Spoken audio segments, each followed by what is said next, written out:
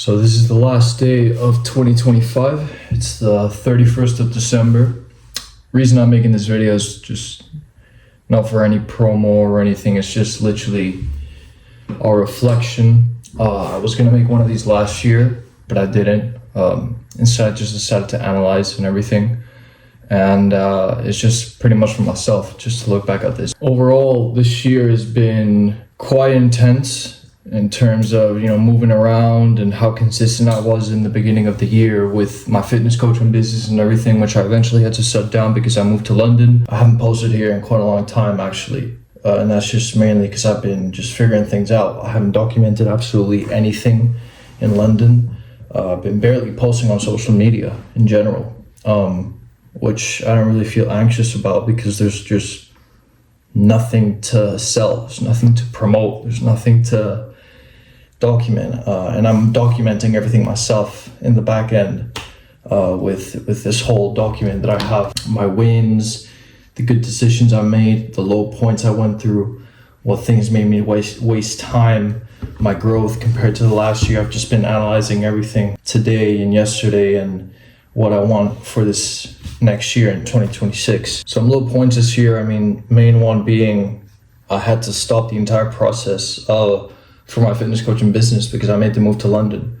Due to visa restrictions over there, it's not legal to have your own business signed under your name because you can pretty much just get deported. Even with the routine that I had in uni and everything, I just knew it wasn't a wise thing to keep on pursuing. So even though it kind of sucked to shut it down, I still learned a lot of it.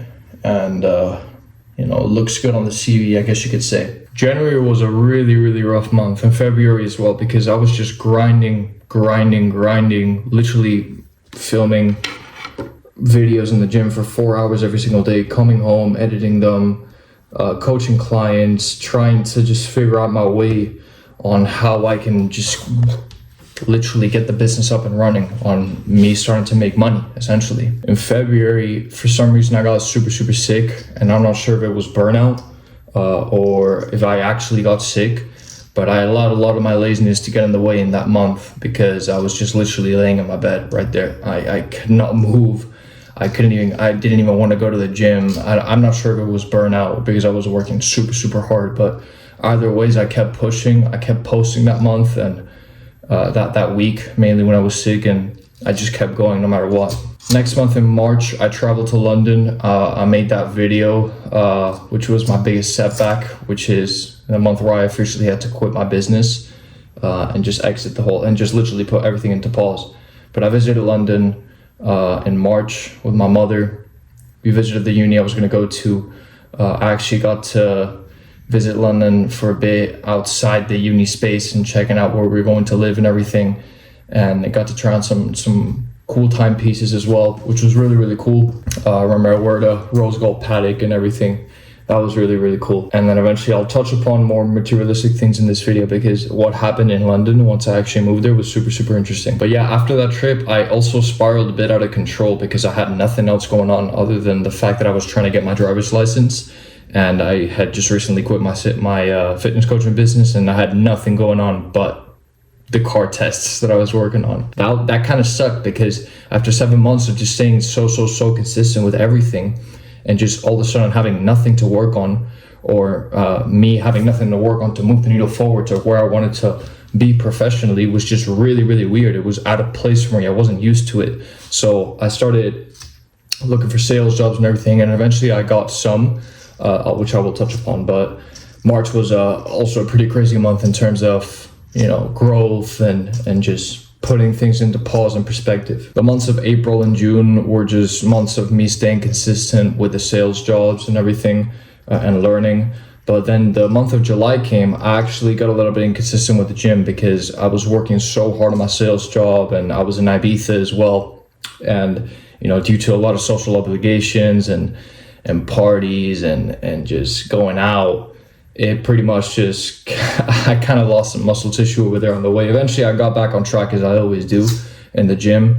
At this point, after 3 years of not missing a single week of exercise, with any form of exercise, I'm just literally used to exercising. The gym or just moving in general, whether it be push-ups or running or sit-ups or squats or anything. Moving is just a part of my identity at this point because I know that it makes me perform well in everything that I work on. August was a bit of a similar month to that, but then the month of September came where I actually officially moved to uni, and that was a very, big twist to my lifestyle. I mean, I was literally over here in a small town in the south of Spain, moving to London, one of the biggest cities in the world, just literally exposed to kids my age again and going to uni. It kind of exposed the degenerate side of me again, of going out a lot.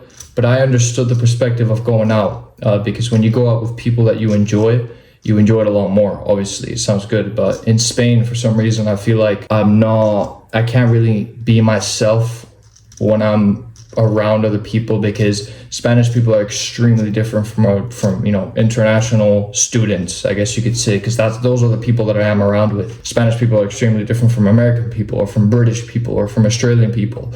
They're just so different. And I just, for some reason, I can't connect with Spanish people to the max. I just can't. Not that I get bad with them. I get along well, but I just feel like I always have a barrier in front of me where I can't just say certain things. I was still working on my sales job in September, but I kind of plateaued a bit on things between the months of September all the way to October because I just wasn't clear on where I wanted to go. I was in sales, but I was obviously cautious about my future and where I wanted to go and what I wanted to do for this next coming year. And I was in between moving to another different types of sales job or doing a sales internship or potentially going into AI and starting a business about that because I knew that the business was booming or that industry in general was booming. And then I finally discovered what I wanted to do, which I will touch upon later. Now, reflecting on some wins, I finally just got to the point where I got to 1,000 views a day while I was doing my fitness coaching videos and everything and just promoting it on social media. When I started out back in October of 2024, just posting consistently, October 2024, I just thought of the fact of that, getting 1,000 views a day was like the coolest thing ever and everything. Obviously, the more engagement you get, engagement doesn't equal to money at this point. That's a lesson I learned as well. It was very, very fulfilling and cool to feel that I was actually getting 1,000 views per video I posted every single day, because it was a thought that I had back when I started out, and the fact that I got there was so cool. Which also kind of sucked when I had to shut it down. Then I passed my theoretical driver's license test in June, which was, I took too long to get that, honestly, man. That was a bit of a long process because I was balancing the fitness coaching business with getting my car driver's license at the same time, and that was not a smart move. One of the biggest lessons this year was essentially focusing on one thing at a time and not trying to balance two things at once because you're not going to perfect either one. But yeah, man, I felt so freaking relieved when I got those results, knowing that I passed, because that just took a lot of weight off my shoulders. It was just, one thing off out of the checkbox. So in between the months of April and June, I did mention that I did get a couple of sales jobs, and the first sales job I got was a cold calling offer, which I made a video about. I tried it out for about a month and a half. It was a really cool experience. It was a list of 500 leads and we closed one person. That was a bit of a problem in terms of the systems of the person's business. I successfully closed one person for £600 and I got a 10% commission off of that, which was £90. It wasn't much, but I felt pretty good when I closed it. I knew that, the amount of volume that I was putting in was just finally coming back to me.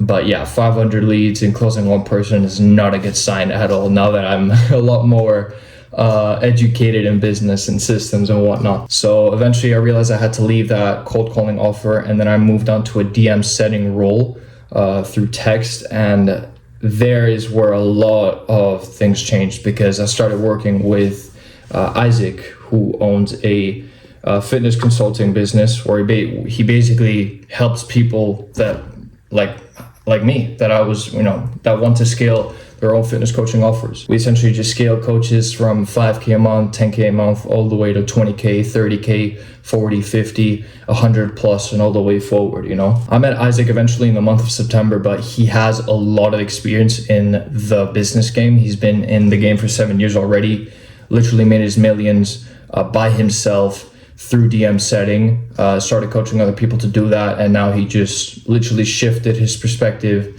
and expertise towards the fitness niche this year. It was going very, very well, very, very well for us, because the amount of volume that I was putting in was literally coming back to me. We were booking calls on a day-to-day basis. I was confident that we were going to close a client. We eventually hit an 8K revenue month in the month of August.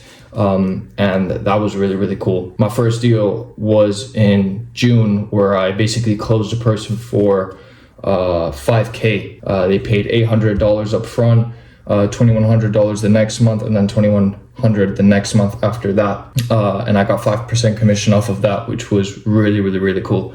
$250 in total. If we go back to the summer in July, I had a really good trip with the boys in Ibiza, and the reason why that's on the wins is because I learned how to live in the moment in that trip. Living in the moment is something that I really, really struggle with a lot. Usually when I'm in parties or with family, and most of the time I struggle a lot to be present. I don't know how to appreciate the moment, or I don't know how to make sure I'm gonna remember it, And that trip was so good. I mean, honestly, we just went around all the island, and Ibiza is an island that really inspires me, honestly, because you just see all these people living it up, in boats, having fun, supercars, clubbing and everything. It sounds degenerate, but to me, it just sounds fun. It kind of motivates me at the same time too. And I was having a shisha with my friend the other day who was also on that trip, and I told him, yo, listen, a couple years time, when we all have our millions,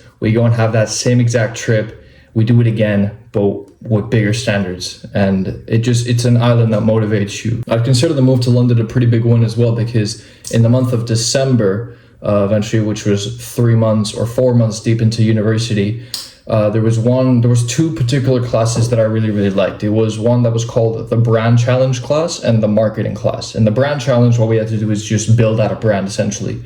We were set out a challenge where we had to build a men's skincare brand in the Indonesian market. And we just had to literally make a pitch deck out of that, a report out of that, and we had to present it to certain people in the school. It was literally like a simulation of a Shark Tank pitch. And in the marketing class, we had to do a 100-day marketing campaign for a founder, like an actual founder. She has a store in Harrods and everything. It was for this brand called Eden East.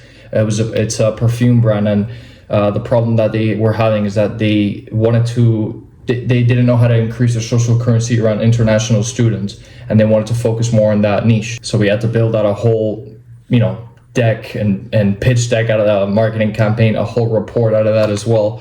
And we ended up winning both challenges. We won the brand challenge for the best brand that we built, and we won the marketing campaign for the best marketing campaign that we built, along with another team as well. And during the creation of those projects, in the group meetings, I was like always trying to not necessarily like be the one in charge of the entire team, but I was always trying to lead from the front, always planning out what we had to do, always setting out to-do lists for everyone in the group, and always setting deadlines for what we had to do, hopping on Zoom meetings after work and everything. And it was just, everyone had so much passion, and I was really, really grateful for having that team. I won't have it for this next semester, but that was really, really cool to experience, because after the end of it, when we won, it just made me realize what I'm capable of. And there were certain members in the team that told me I was going to be really, really successful in the future as well. And I also take that as a sign, because eventually your habits kind of dictate where you're going to go in the future, pretty much. It's pretty self-explanatory, but it just feels weird in the moment, or felt really surprising to me in the moment. And it was kind of like this eureka moment. It's like, oh shit, I'm kind of, I've got all these traits that are similar to CEO traits. I might end up like a CEO in the future. It's not that I wonder that. It's like, I know I'll eventually get there. I know I'll eventually build a company. I know I'll eventually build a team. But just for that to project itself at this current moment was gave me a lot of confidence that I know, and a lot of certainty that I will get there. And it was just really, really cool to experience. And one more thing about London as well, when I mentioned the Patek I tried on in March, eventually I just became so desensitized to materialistic things in London. And I realized that every single thing is about environment. And when I met Isaac in December, we had a shisha together. He told me that environment is everything. And I explained the situation to him about how I became a lot more desensitized. And he told me the same thing, that when he was exposed, because he's based in Dubai, and when he was in Dubai, he kind of just became desensitized to success, because he knew that it was going to happen, because he was surrounded by it. And I'm in a uni where, you know, there's literally kids wearing Rolexes, Cartiers, and Pateks and APs to class and to uni. Like, to me, a year ago, that would have been crazy to see or to speak with these people. And I just got to a point where it doesn't matter if someone's wearing a Patek or an AP or a really expensive thing or drives an expensive car. I just talk to them like a normal person. I got to the point where I was meeting and talking with people on a daily basis so many times that I just pretty much kind of like, I wouldn't say I mastered the art of being an extrovert, but I just talk with everyone normally now. You know, it's not like I put someone who has a Rolex on a pedestal now. I just talk with them like they're a normal person. I get comfortable around that environment. Like, I was just used to that environment, you know?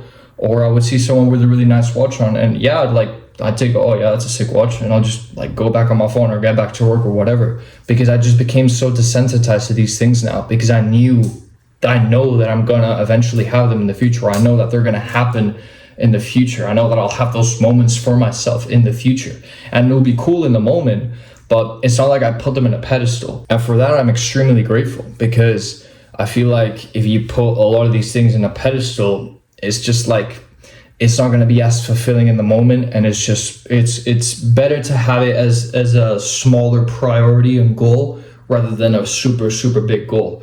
And it's better to have your main impact as the main goal rather than obviously the materialistic things, because if you have the impact as a big goal, at least from what I've seen, the smaller priorities like the watches or the cars or the things that you can do for the people, they'll come to you naturally, because you'll just do them naturally. I don't know if that made that much sense, but that's one of the biggest things that I'm proud of this year. I just became a lot more desensitized and a lot more colder towards these things. Another big win as well is the fact that I'm a lot colder around other people as well, or I'm a lot more sharp and focused, or I'm just a lot more cautious of my energy when I'm around people in university specifically, because when I'm working on my work, I just tend to be so locked in on what I'm doing that, you know, whenever someone comes or like tries to ask me for something, I'll just be very, very cautious about where that's going to lead up to and everything. I'll have almost like a tunnel vision for it. It's a very, very weird trait that I have or anything, or a lot of people are going to call it weird at least, but I feel like it's a really, really good skill that I've built, because once a thing, I'm just desensitized towards these things. I'm just desensitized towards not only materialistic things, but just like things happening in general. Like, my mindset is just like, okay, this is what's happening now, let's get it done.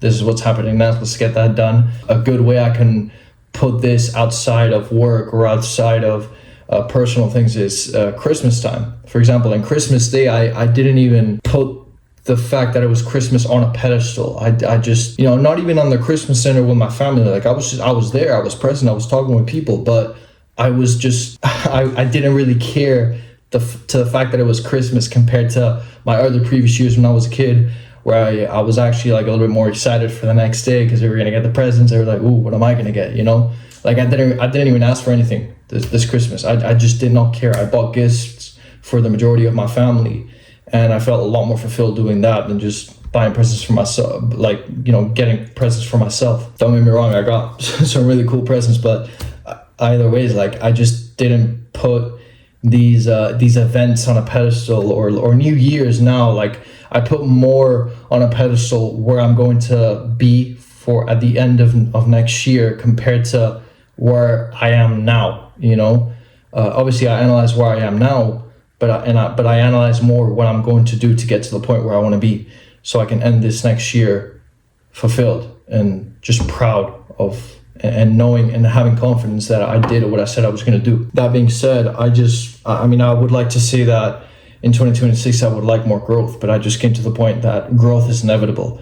London really made me grow and get out of my comfort zone, because it's a city that really tires you a lot, and you really have to learn how to distribute your energy a lot towards what you do and how you function and how you work and what your routine is. You really need a good routine in place, because if you don't, you can kind of lose yourself very easily. So it really pushed me out of my comfort zones. There were days where I lost sleep. Not necessarily lost sleep, but just got really few sleep. And it's just, if you're someone that's moving to London or to a big city in general, coming from a very small town, it's going to push you. It's going to force you to grow no matter what. Like, it's inevitable to happen. So I would say I want 2026 to be more of a year of growth, but once again, it's going to happen other ways. Mainly one of my main goals is to hit a 10K month or even a 50K month with Isaac in the business that we're in currently with my sales job. I see now that it's more than possible than ever to hit a 10K month. Like, it's just inevitable to happen.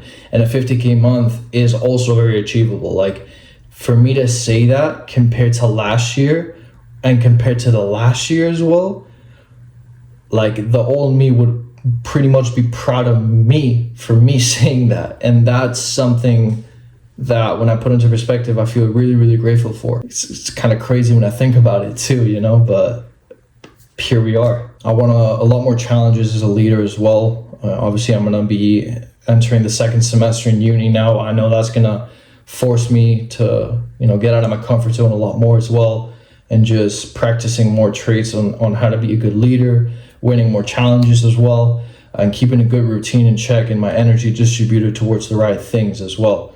And just essentially, I like to say that, I like to reframe that as living like the person that I want to become in the present moment. Because I feel like eventually that's like almost like the fastest way to get there. You can kind of rephrase it, you can kind of reframe that back as well to fake it till you make it. And there's just literally like acting like the person you want to become. That's something that I've always tried to do. And there's days where obviously it's not perfect, but the days where I do that, I just feel so confident and grateful, certain that I will get there one day, because I'm practicing these habits, or the majority of these habits at least, on a daily basis. Like, I think about the people that are recording a video for before the new year hits, reflecting on their current year. I wouldn't really think that many kids at my age are doing this right now. And even that gets me motivated to just do more. And then touching onto me finally discovering what I wanted to do for the future, the main thing that I realized that I wanted to do is to build brands. And one of my main goals for this year is to either launch an actual product. I've had ideas in the nicotine pouch market, for instance. I've been actually consuming them behind the scenes as well. I did not ever try these. I only tried these when I came to London, because they were really popular in between the crowd. I just started to try them. And I've actually detached myself a lot more from smoking since I started doing these. I've noticed a bit of a gap in the market for a certain niche. So I'm developing and expanding that idea as well. Any idea that I had as well in this year, I had an idea for a stress ball specifically. I have it right here. This isn't the main prototype. I wouldn't even call this a competitor. This was just like a cheap stress ball that I found in a very niched website. But essentially, any idea that I had this year, I put it all into practice. I literally put down a whole business plan, had an AI beside it to help me with it, to analyze everything, to see the pros, the cons, the difficulties and the obstacles, how high the CAC would be, how high the LTV of the product would be, everything, every single metric. I've had to kill a lot of ideas as well for that.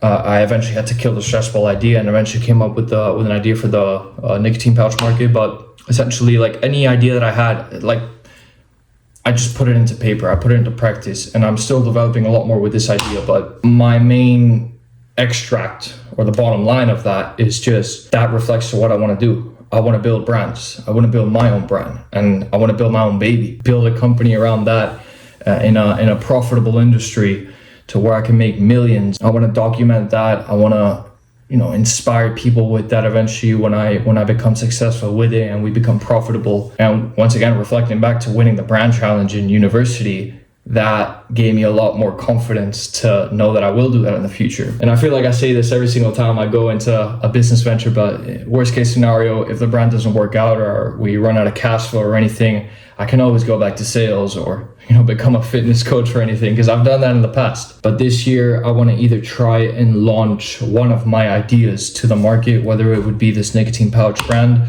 or whether it would be in the drop shipping mode, where I pick a product from Alibaba or Temu or AliExpress and just rebrand the whole thing, and I try that out. But I want to put some of my attention into the e-commerce space, since I know what I want to do. But once again, this is just for me to look back on. To whoever is watching this, if you made it to the end, amazing. But this is just for me personally. But cheers to this year. I'm proud of what I've done. I feel like I'm going to say this at the end of every single year. I know I could have done a lot more as well. I'm not satisfied. I'm never satisfied. And I just want to keep pushing. I want to keep growing. And there's no other choice but to grow. And there's no other choice but to keep on going. That's what I always tell myself. Let's go for 2026. It's going to be a banger of a year. I'm going to start documenting my lessons a lot more over here as well. That's one of my main goals as well. Without further ado, I'll catch you in the next one.